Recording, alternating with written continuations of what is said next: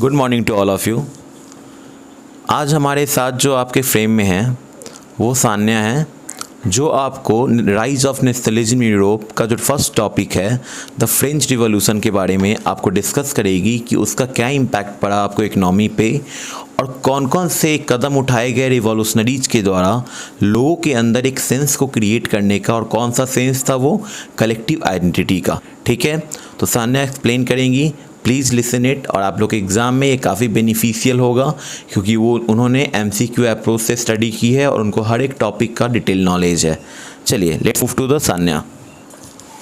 Topic है the French revolution and the idea of the nation.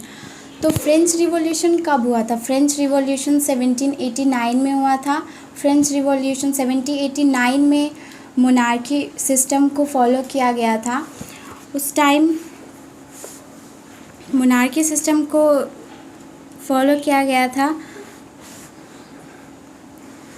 French revolution में कुछ major practices की गई थी, जो कि था आइडियाज़ ऑफ ले पैट्रे और द ले सिटियन के आइडिया को लाया गया। ले पैट्रे मीन्स द फादरलैंड और ले सिटियन मीन्स द सिटीज़न। इस आइडियाज़ को लाने से जो यूनाइटेड कम्युनिटीज़ थे वो इक्वल राइट्स को एंजॉय कर सके कॉन्स्टिट्यूशन के अंदर। और न्यू फ्रेंच फ्लैग लाया गया जिसका नाम था द ट्राई कलर। उसमें वो इसलिए लाया गया ताकि जो फॉर्मर रॉयल स्टैंडर्ड था उसको रिप्लेस कर सके।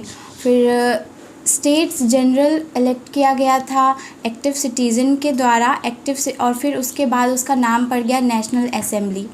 न्यू हाइम्स कंपोज किया गया, ओथ लिए गए और मार्चेस को रिमेंबर किया गया। मतलब क्या होता है?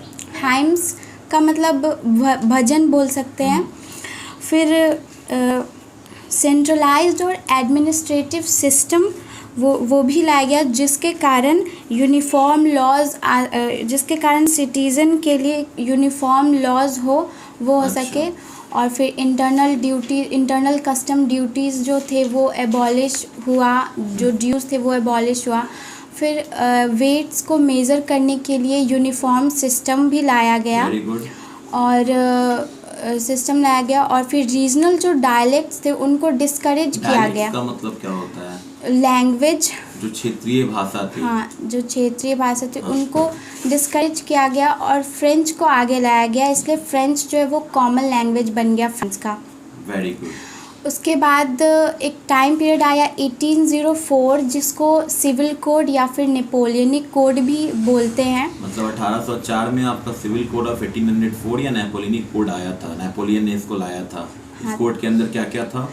इस कोड के अंदर सबसे पहले तो बर्थ के बेस पे जो भी प्रिविलेजेस थे उनको हटाया गया। ठीक है। फिर इक्वालिटी को इस्टेब्लिश किया गया। Very good. प्रॉपर्टी के राइट को सिक्योर किया गया। फिर जो टाउन में जो गिल्ड रिस्ट्रिक्शन होता है उसको भी रिमूव किया गया। गिल्ड रिस्ट्रिक्शंस का मतलब क्या होता है? ट्रेड यूनियन आप बना नहीं सकते थे, अब आप उसको बना सकते हैं। प्रॉपर्टी के राइट को सिक्योर करने का मतलब था कि पहले क्या था कि प्रॉपर्टी जो था कुछ हाथों में ही कॉन्सेंट्रेट था, लेकिन अब प्रॉपर्टी क्या होगी, सबको मिलेगी। यही कहने का मतलब था आपका? हाँ। और फिर उस टाइम पीरियड में ट्रांसपोर्टेशन और कम्युनिकेशन सिस्टम बहुत इम्प्रूव हुआ। और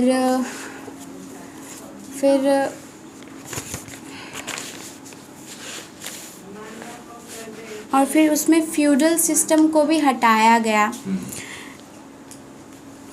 और एक कॉमन नेशनल करेंसी लाया गया, जो कि गुड और कैपिटल को एक्सचेंज करने में वन रीज़न से अनदर रीज़न के लिए था।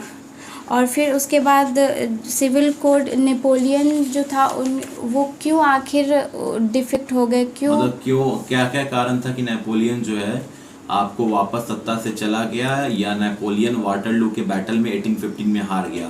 कुछ रीजंस रहे होंगे। कोई भी आदमी अगर किसी की हार होती है या कोई भी आदमी अगर सत्ता से जाता है, पावर से जाता है, तो उसके पीछे उसकी पॉलिसीज एक बहुत बड़ी कारण रहती है। तो उसके द्वारा, नेपोलियन के द्वारा कौन कौन सा ऐसा पॉलिसी अडॉप्ट किया गया था जो उसकी हार का कारण बना, आप बता सकते हैं? टैक्स उन्होंने बहुत ज़्यादा इंक्रीज़ किया था, Very पहला तो ये रीज़न है। फिर वो आर्मी में जबरन भर्ती कर रहे थे, हाँ, लोगों को आर्मी में जबरदस्ती भर्ती करा, जिसको हम लोग क्या कहते हैं इंग्लिश में? Forced conscription into the French army. Very good, very good. फिर सेंसरशिप के कारण भी हुआ। सेंसरशिप मतलब क्या होता है? प्रेस सेंसर पर पाबंदी, मीडिया पर पाबंदी लगाना, कि आप सरकार के विरुद्ध कोई भी चीज़ नहीं छाप सकते हैं, आपको उससे परमिशन लेनी पड़ेगी। सरकार गलत करे सही करे, लेकिन आप उसके विरुद्ध एक भी गलत बात नहीं लिखेंगे। अगर लिखिएगा तो आपका प्रेस राइट आपसे छीन लिया जाएगा और आपको हो सकता है कि कुछ लीगल चार्जेस भी आपके ऊपर लगाए जाएं। ठीक है, thank you so much Sanya, बहुत ही अच्छा आपका एफर्ट था। I honestly appreciate your effort. इसी तरह आप आगे बढ़ते रहिए और नेक्स्ट टॉपिक के साथ हम फिर आपके साथ जुड़ेंगे। Thank you so much.